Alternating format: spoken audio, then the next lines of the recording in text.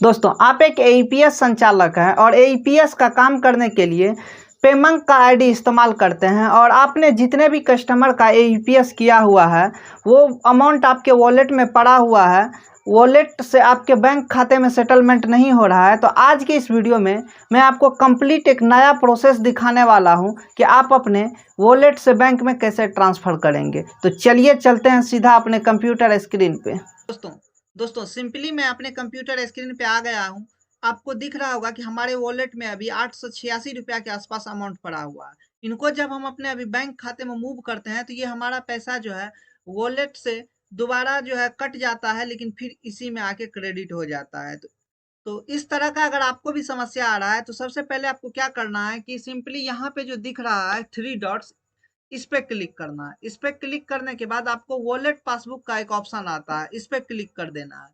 जैसे ही आप wallet passbook पे क्लिक करेंगे तो यहाँ पे आपको ये ट्रांजैक्शन दिख जाएगा कि आपने जितने बार कोशिश किया है अपने अकाउंट में ट्रांसफर करने का या किसी भी प्रकार का ट्रांजैक्शन करने का, तो वो नहीं हो पा रहा है। तो इस कंडीशन में आपको क्या करना है कि पेमंक का अगर आप में ये मनी ट्रांसफर वाला सर्विस एक्टिवेट है तो आपको सिंपली इस पे क्लिक करना है और बेनिफिशियरी एक अकाउंट ऐड कर लेना है। चार्ज कटाकर आपके अकाउंट में पैसे को ट्रांसफर कर लेना है। अगर आपके भी आईडी में इस तरह से लिखा हुआ आता है service is inactive, please contact to distributor का, तो आपको ये सर्विस काम नहीं करेगी। और इन सर्विस को जो एक्टिवेट करने के लिए जब आप इनको मेल करेंगे या फिर इनके व्हाट्सअप सपोर्ट यहाँ पे जो दिख रहा है इस पे अगर आप जाएंगे तो आपको कुछ उधर से एक रिप्लाई आएगा कंपनी की तरफ से, जो कि यहाँ पे आपको दिख रहा होगा कि मैंने कंपनी को एक मैसेज किया था कि हमारा एक रिटेलर है, उनका जो है डीएमटी सर्विस चालू नहीं है। तो उधर से एक मैसेज आया बैंक की ओर से, कुछ समस्या के कारण वर्तमान में डीएमटी सेवा में समस्या है और हम इस पर काम कर रहे हैं, इसलिए आपसे अनुरोध है कि 25 अक्टूबर 2023 को प्रयास करें। यानी 25 अक्टूबर तक इनका कहना है कि ये सही हो जाए। लेकिन अगर आप जिनसे आईडी लिए हुए हैं उनको आप बोलिए सीनियर से बात करने के लिए, तो इस तरह से अगर बात होगी तो वो बताएंगे कि 1 तारीख तक इसमें ये समस्या चलेगा इनके सॉफ्टवेयर में, चूंकि ये फिनो बैंक के साथ शिफ्ट हो रहा है इसलिए।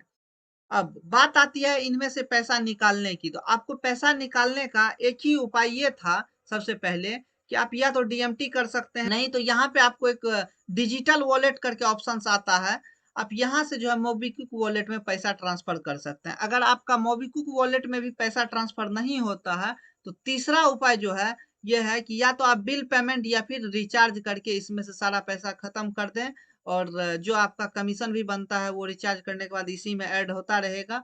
उनके बाद आप ये पैसा विड्रॉ कर सकते हैं। और इनका अभी कोई दूसरा उपाय नहीं है जिनसे कि आप पैसे को अपने अकाउंट में ट्रांसफर कर पाएंगे। अगर आप अपने सीनियर को बताते हैं तो वो बार बार मेल करेगा और हो सकता है कि किसी टाइम आपका पैसा वॉलेट से बैंक में मूव हो जाएगा। तो इसलिए कुछ दिन तक जो है पेमंक में समस्या चलेगी। तो आप लोग इनको ध्यान में रखते हुए इनमें थोड़ा कम काम करें, उनके बाद दोबारा से इनकी सर्विस जब रीस्टार्ट हो जाती है तब आप कर सकते हैं। तो दोस्तों आपको ये जानकारी कैसा लगा आप हमें कमेंट सेक्शन में कमेंट करके जरूर